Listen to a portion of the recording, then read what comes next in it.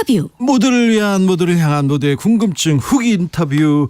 우리 청년들이 사고를 쳤습니다. 이런 사고는 계속 쳤으면 좋겠습니다. U20 월드컵에서 2회 연속 4강에 올랐습니다. 세계 4강, 4강 가는 거 뭐 대수야? 이렇게 얘기하는데 이게 얼마나 큰 일인지. 자, 한준희 해설위원 모셨습니다. 어서 오세요. 예, 저 교통방송에서 마지막으로 뵙고. 그 아픈 얘기는 하지 마세요. 정말 오랜만인데 네, 그러니까. 역시 어쨌든 불의와 비리를 척결하기 위해서 노력하고 계시군요. 그렇죠. 네. 잘린 얘기는 하지 마세요. 그 점심에 고기 2번 먹는 분들은 도대체 누굽니까? 그런 사람들 정말 싫어요. 정말. 일요일 날도 일요일 날 잠깐 토요일 날 봤는데 고기를 너무 많이 먹어가지고 김어준 아주 싫습니다. 네. 정봉준도 많이 먹어요. 자, 그런데요. 자, 세계 4강 또 갔어요. 대단합니다. 연속으로 단골 손님이네요. 2대회 연속 20세 이하 월드컵 4강이 아시아 국가로는 최초입니다. 네. 그러니까 아시아 국가로서 이제 준우승까지 올랐던 경우는 우리가 있고 이제 일본과 카타르가 이제 기록이 있는데 2대회 연속 4강은 처음이고요. 만약에 이제 2대회 연속 결승까지 갈 수 있다면 정말 아시아 축구사의 큰 업적이 될 것 같습니다. 옛날에 박종환호가 갔고 지금 지난번에도 갔고 계속 8강, 4강 이제 단골 손님 같아요. 이제는 이 정도는 하는 거 아닌가. 네, 4강은 세 번째죠. 그렇죠. 박종환호의 최초의 붉은 악마 4강 신화로부터. 그렇죠. 김종부, 신현호 그때 멕시코의 신화 아직도 기억에 남습니다. 그렇습니다. 네. 자, 그런데요. 이번 아르헨티나에서 이번에 열리는 경기지 않습니까? 네네. 근데 약간 주목받지 못하던 대표팀이었어요. 스타 플레이어. 그 전에는 이승우 선수가 있었고요. 바로 전 대회에는 이강인 선수가 있었잖아요. 근데 이번엔 스타 플레이어도 보이지 않는다. 팀 성적도 그리 좋지 않다. 이렇게 했는데 어찌 이렇게 잘합니까? 평균적인 네임밸류가 4년 전 팀에 비해서는 좀 떨어지는 것은 사실입니다. 네. 그러니까 이강인 선수뿐만 아니라 예를 들어 오세훈 선수도 있었고 네. 그 당시는 팬들이 들으면 그래도 우리나라의 기대주들이 좀 더 알려진 선수들이 있었어요. 그렇죠. 그런데 이번에는 사실 그 정도가 못 되는데 그럼에도 김은중 감독이 이 대회 나가기 전부터 뭐라고 했느냐. 팀 전체를 스타로 만들겠다. 아이고. 선수단 전체를 스타로 만들겠다는 그러한 의지와 사실상 그 안에는 또 전략도 숨어 있거든요. 그것이 성공했습니다. 자, 스타 플레이어 출신 김은중 대단한 골잡이였습니다. 그런데 감독으로도 굉장한 내공을 보여주고 있습니다. 플레이도 그렇고요. 이 팀워크도 그렇고 인터뷰하는 걸 보면 이 사람 깊네, 고민했네, 공부했네 보이더라고요. 네, 인터뷰에도 분명히 울림이 있었고요. 네. 오늘 이제 축하의 물세례를 맞으면서도 어떻게 보면 또 김은중 감독의 눈시울도 좀 붉어지고 있었거든요. 네. 오늘 아침에 인터뷰도 상당히 좀 인상적이었는데 전체적으로 이 김은중 감독이 지금 추구하고 있는 전략은 역시 토너먼트에 최적화되어 있는 실리적인 전략이면은 틀림이 없어요. 그러니까요. 수비적으로 나서더라고요. 지키다가 한 방 노리더라고요. 네, 그런데 그 한 방의 루트가 확실한 게 있느냐가 결국은 관건인데 우리가 지금까지 보면 특히 이제 도움 4개를 기록한 이승원 선수의 오른발이 있거든요. 10번. 이거 좋더라고요. 여기서 이제 좋은 킥이 나가고 지금 연속으로 골을 터뜨리고 있는 이영준. 이영준 선수 또 배준호 선수가 사실 에이스급이고 여기에 최석현이라는 수비수가 또 2경기 연속골이거든요. 최석현 선수가 이 골을 넣을 때 동작을 보면 상당히 다이나믹해서 상대 수비수들의 빈 공간을 정말 잘 찾아 들어가고 여기에 이승원 선수의 볼이 또 정확하게 도달을 하고 있습니다. 잘 지키고 역습을 노린다 이런 얘기는 말은 쉬운데요. 이게 역습이 쉬운 게 아닙니다. 그리고 세트 플레이를 만들어 가는데 보면요. 코너킥을 쫙 쏘는데 앞에서 잘라서 골을 넣더라고요. 이거 다 준비된 거 아니에요? 그렇죠. 그리고 아까 이영준 선수 말씀을 진행자가 하셨는데 이영준 선수 정말 칭찬해주고 싶어요. 왜냐하면 이영준 선수는 지금 5경기를 치르는 동안 거의 1분도 못 쉬었습니다. 첫 경기 추가 시간 아주 끝날 때 잠깐 교체된 거 말고는 교체도 못하고서 계속 지금 뛰고 있는데 특히 이제 우리의 그 결정적인 코너킥을 나이지리아전에서 만들어냈던 선수들이 이영준 선수와 강상윤 선수거든요. 그러니까 골을 넣었던 이제 이승원 선수 어시스트, 최석현 선수도 당연히 칭찬받아야 되겠지만 이영준, 강상윤 선수가 정말 있는 힘을 다해서 그 코너킥을 만들어냈다는 사실도 저는 꼭 말씀드리고 싶습니다. 멋있습니다. 홍승표님께서 새벽에 축구 보느라고 피곤합니다. 한의원님 심판 편파 판정 좀 비판해 주세요. 그거 너무 화나요. 그런데 우리가 골을 거의 수비를 엄청 잘하는데 페널티킥으로 몇 번 실점했는데 아유 저거 PK 맞아 이런 생각 들더라고요. 네, 첫 경기부터 이제 우리 팬들에게 정말 아쉬운 장면들이 프랑스전서부터 계속 나왔는데 네. 오늘 경기에 그 스페인 라리가 심판이거든요. 네. 산체스 마르티네스 심판은 이상하게 좀 계속 좀 뭐 크고 작은 상황에서 네. 유독 좀 편향적이었던 성향이 있었어요. 그런데 네. 그 상황을 우리가 극복을 그렇죠. 했기 때문에 더더욱 찬사를 받아야 되지 않나라는 생각입니다. 그렇습니다. 네. 한 교수님께서 한 교수님 또 왔습니다. 아밤주에 듣던 한준희 해설님 반갑습니다. 최고의 해설위원이자 한씨의 자존심입니다. 너무 좋습니다. 이 한 교수님 항상 한씨의 자존심이라고 한준희 위원님 나가는 데만 있는데 이거 특별한 관계 아닙니까 이분? 티켓 채용 이거 지금 좀 모릅니다. 감사 받아봐야 돼요. 저는 뭐 평생 특혜와는 좀 거리가 먼 사람입니다. 그렇습니까? 네, 네. 한 교수, 이 교수 모르는 교수인가요? 자, 모릅니다. 부하님께서 롯데 자이언츠가 요새 잘하던데요. 위원님 어떻게 하신가요? 행복한가요? 롯데 자이언츠가 네. 팀 컬러가 많이 바뀌었습니다. 그래요? 그러니까 이대호 선수 같은 그런 이제 거포는 지금 많이 줄어들었지만 그렇죠. 그 대신 1992년에 우승할 때처럼 지금은 이른바 딱총부대처럼 홈런은 잘 못 쳐도 네. 항상 욕이 날 때 정말 기회마다 쳐주는 선수들이 많고 여기에 수비 능력과 도루 능력이 엄청나게 향상이 돼 있어서 제가 보는 팀 컬러로서는 롯데가 지금 정말 21세기 들어서 가장 건전한 팀 컬러가 지금 구축이 돼 있다라고 생각을 합니다. 세대 교체를 잘했네요. 그리고 영입을 또 잘했죠. 영입 잘했습니다. 네, 영입한 선수들 그리고 올 시즌 데려온 선수 뭐 지난 시즌부터 뛰기 시작한 선수 이런 선수들이 정말로 지금 롯데의 팀 컬러를 180도 바꾸는 데 있어서 결정적인 역할을 했는데 제가 축구 해설위원으로서 지금 여기 나와서 무슨 얘기를 하는 건지는 잘 모르겠습니다. 근데 정치도 조금 여쭤보고 싶어요. 한준희 위원님. 요즘 제가 정치를 볼 시간이 좀 없었어요. 아이, 또 그렇게 빠져나가지 마시고. 아니 진짜로. 지금 여당도 야당도 조직력이 너무 무너지고 있습니다. 네 분이 이게 안 되는 집안에 안 되는 집안 있지 않습니까? 안 될 때는 보면 이 전략 전술 가지고 이 핵심 선수들끼리 이게 핵심과 또 그다음에 뭐라고 돼? 좀 반대파. 네. 이게 서로 패스도 안 주고 막 그러잖아요. 그렇죠. 그리고 이제 그런 때 또 필요한 것이 사실 또 리더십 같은 부분이기도 한데 네. 전체적으로 이제 축구는 네. 11명의 능력치를 이제 1이라고 한다면 네. 어떤 팀은 11명이 모여서 그것이 13이 되기도 하고 예. 그런데 어떤 팀은 뭐 8.5가 되기도 하고 그런 네. 경우들이 있거든요. 네. 그러니까 지금 뭐 양 정당들도 네. 자신들의 능력치가 11명이 11이 되는지 11 이상이 되는지 미만이 되는지를 정말 뼈저리게 돌아봐야 되는 시간이 아닌가라는 생각입니다. 국민의힘은 대표가 지금 이렇게 선출됐는데요. 밖에 있는 대통령 눈치를 많이 보는 것 같습니다.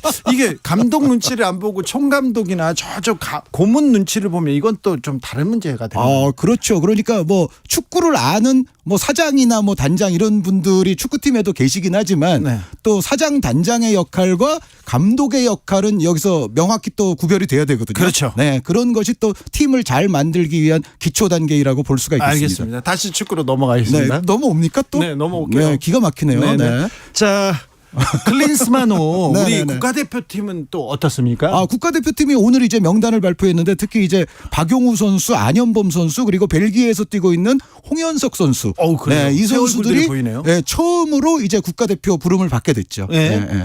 좀 어떻습니까? 좀 빌드업을 잘 해 나가고 있습니까? 네, 클린스만 감독이 이제 추구하는 축구는 한마디로 약간 이제 위험을 감수하더라도 공격적인 스타일의 축구. 그러니까 벤투 감독이 조금 더 안정적인 빌드업을 치중했다면 클린스만 감독은 사실 보기에는 좀 더 화끈하고 화려하고 이런 축구를 추구하는 건 사실이에요. 그래서 사실 지난번 콜롬비아 우루과이전에 내용상으로는 우리 국민들이 만족할 수 있는 내용들이 꽤 있었거든요. 예. 다만 그 당시 1무 1패로서 경기를 잡아내질 못했었죠. 예. 그래서 이번에 이제 페루와 엘살바도르를 만나게 되는데 특히 이제 페루 같은 경우는 남미에서도 역시 강한 전력을 갖고 있습니다. 그래서 이번만큼은 클린스만 감독이 시원시원한 축구를 하는 것도 좋지만 무질서해지는 수비를 조금 다잡아서 실점을 최대한 하지 않고 승리까지도 좀 가져올 수 있는 경기를 아마 팬 여러분들께서 바라고 계실 겁니다. 네, 세대 교체하고 이제 처음 손발을 맞추고 있으니까 좀 지켜봐야 될 것 같습니다.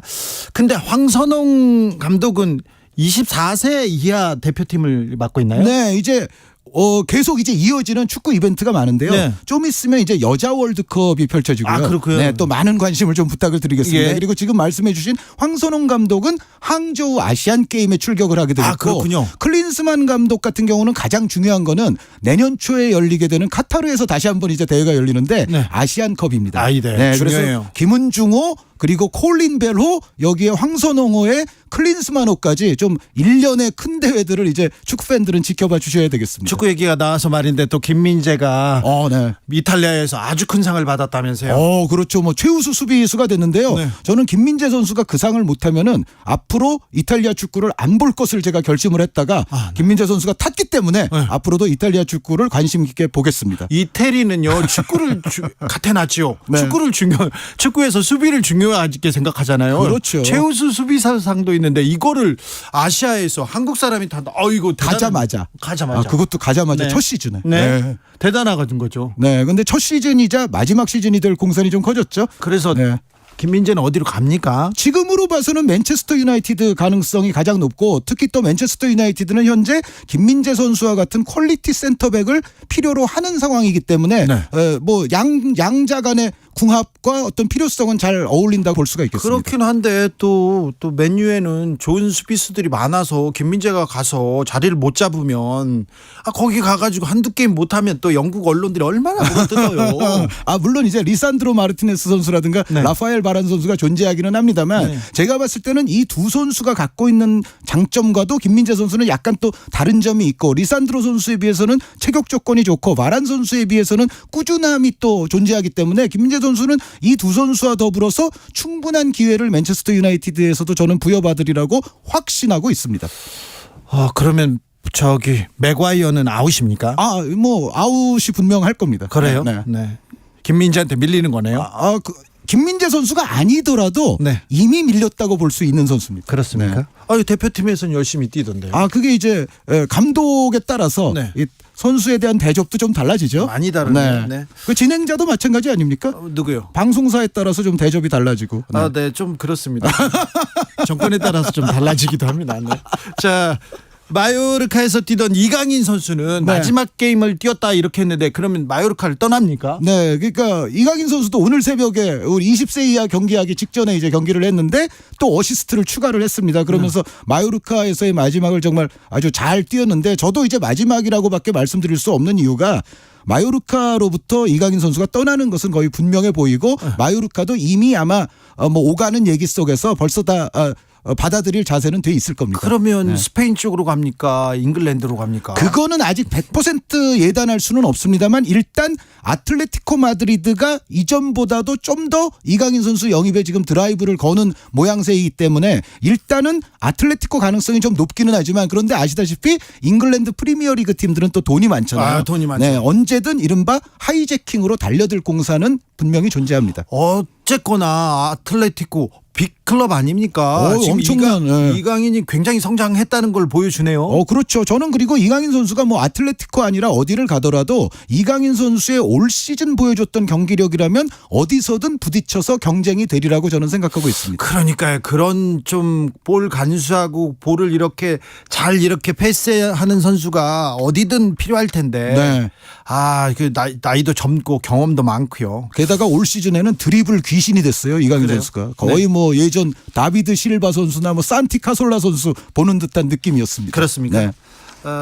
K리그 얘기도 조금만 해주세요. 네, K리그는 올 시즌 그 어느 때보다 흥행이 좋습니다. 그렇습니까? 네, 지금 뭐 평균 관중이 10,000명이 넘어가고 있고, 네.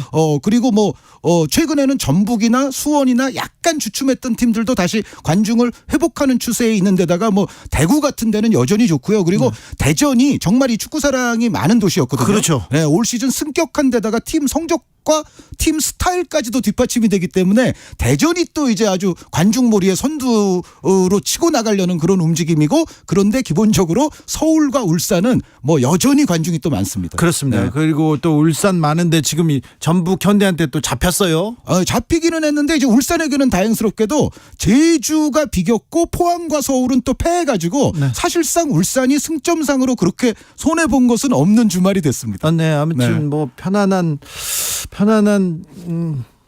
경기 운영을 하고 있는 것 같습니다. 울산이 생각보다. 그런데 부산 현대 아이파크인가요? 네. 거기는 정몽규 지금 축구협회장이 지금 구단주죠? 네. 그리고 제가 부회장이죠. 지금 축구협회에서. 그렇습니까? 네. 혹시 저 모르실까봐 제가 상기시켜드렸습니다. 알겠습니다. 네. 부회장님 알겠습니다. 근데 그럼 또 저기 협회에서 있었던 일 그 얘기부터 할까요 좀? 어떤 일이 있나요? 아니, 네. 아니 부산 아이파크는 왜 네. 근데 옛날에 김주성 그다음에 안정환 있었던 아주 명문팀 아니었습니까? 맞습니다. 제가 사실은 또 어렸을 때 대우 팬이었기 때문에 대우 로얄즈. 네, 그 물론 이제 기업은 달라졌습니다만 어찌됐건 부산이 축구로서도 사실은 명망이 있는 곳이었는데 그런데 지금 뭐 하고 있어요? 네, 2부 리그에 있는 시간이 지금 토탈에서 상당히 좀 길어지고 있기 때문에 부산 축구를 사랑하셨던 팬분들은 분명히 안타까운 건 사실입니다. 그렇죠. 그 다 야구만 보러 가요. 저 축구는 안 본데. 그런데 워낙에 올 시즌은 그 아까도 얘기 나왔지만 롯데 야구가 세서 네. 요럴 때는 사실은 심지어 축구가 성적이 좋더라도 야구 당하기는 부산에서는 좀 쉽지 않지 않나라는 느낌은 있습니다. 그래도 협회장이 구단주인데 왜 이렇게 못할까 그런 생각도 네, 해봅니다. 다시 말씀드리지만 제가 부회장입니다. 알겠습니다. 네. 축구협회 부회장 지금 한준희 부회장 모시고 지금 아이고 참 네. 잘 모시겠습니다. 부회장님. 자, 부회장님 그래서 다시 네. 우리가 이탈리아를 만나죠? 네네 그렇습니다. 이탈리아를 금요일 날 만납니까? 네, 금요일 아침 6시가 되겠습니다. 아침 6시에. 이탈리아의 8번 선수 잘하더라고요. 이탈리아의 그 카사데이 선수 말씀하시는 것 같은데 네네. 거의 미들라이커 이른바 뭐 제라드, 램파드, 발락 이런 선수들처럼 골을 상당히 잘 넣는 미드필더가 지금 6골로서 이제 득점 선두를 전체에서 달리고 있고요. 그런데 이제 이탈리아는 여태까지 우리가 부딪혔던 팀들 가운데서는 가장 강팀임에는 틀림이 그렇죠. 없습니다. 전체적으로 약점이 별로 없어요. 그러니까 공수의 밸런스랄지 선수들의 피지컬 그리고 또 기술적인 측면 이런 것들이 잘 조합이 되어 있는 팀이라서 이탈리아전은 분명히 여태까지 경기들보다 어려운 경기가 될 거는 사실이지만 네. 어찌됐건 그럼에도 지금까지 보여온 어떤 김은중호의 극복 능력은 이탈리아까지도 한번 극복하는 거를 기대케 하고 있습니다. 자, 이탈리아만 잡으면 우리가 결승 가는데 네. 결승에서 처음으로 우승을 노려볼 수도 있어요. 네. 이탈리아가 가장 높은 산인 것 같아요, 지금. 그렇다고 보여져요. 그러니까 그렇죠. 물론 이제 이스라엘과 우루과이도 여태까지 이번 대회 치른 것을 보면 굉장히 단단한 팀들이고 나름 또 재능 있는 선수들이 있어서 만만치는 않습니다만 전체적으로 봤을 땐 지금 남아있는 네 팀 가운데서는 이탈리아가 그렇죠, 가장. 종합적으로는 가장 강팀 아닌가 사실상 싶습니다. 결승전이네요, 지금. 사실상 우리 입장에서는 그런 그렇죠. 각오로 해야 우리 되겠죠. 이렇게 네. 하자고요. 네. 사실상 G9만 G8 그런 거 얘기하지 말고 이거 사실상 결승전이에요. 이거는 네, 네, 네. 그렇게 말해도 네. 됩니다. 네. 자, 근데 금요일 날 이길까요? 저는 네. 정말 선수들이 힘들겠지만 네. 진짜 연장전 승부차기까지 끌고 가는 한이 있더라도 네.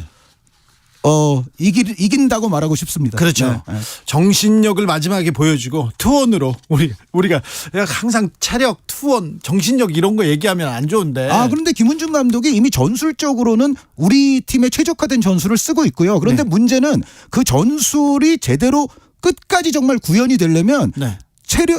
체력이랄지 투혼이랄지 정신력이랄지 이런 부분들이 필요해요. 그러니까 우리가 무턱대고 정신력에 의존하는 축구를 하면 안 되지만 네. 전술을 제대로 구현하기 위해서는 정신력도 필수 불가결한 요소라고 저는 생각합니다. 자, 이번에 우리가 온 국민이 기운을 좀 몰아주면은요 이번에 결승 넘을 수 있을 것 같습니다. 네, 저도 그렇게 생각합니다. 그렇습니다. 네. 금요일이라고요? 네. 금요일 새벽 중계하시나요? 저는 중계 방송사에서는 이제 일하지 않기 때문에 네. 중계는 하지 않습니다. 부회장님이시니까. 네, 저는 대한축구협회 부회장입니다. 알겠습니다. 네. 이탈리아를 꺾고 결승 가면은 우리 부회장님 다시 모시겠습니다. 알겠습니다. 네. 네. 일단 적어놓고 가세요. 네. 대한축구협회 부회장 한준희 부회장. 아이고 잘 모시겠습니다. 감사합니다. 아이고 네. 잘 가십시오. 제가 어디 가면 이런 얘기 안 합니다. 네, 교통정보센터 다녀오겠습니다. 이현 씨. 네, 현충일 징검다리 연휴라 오늘 쉬는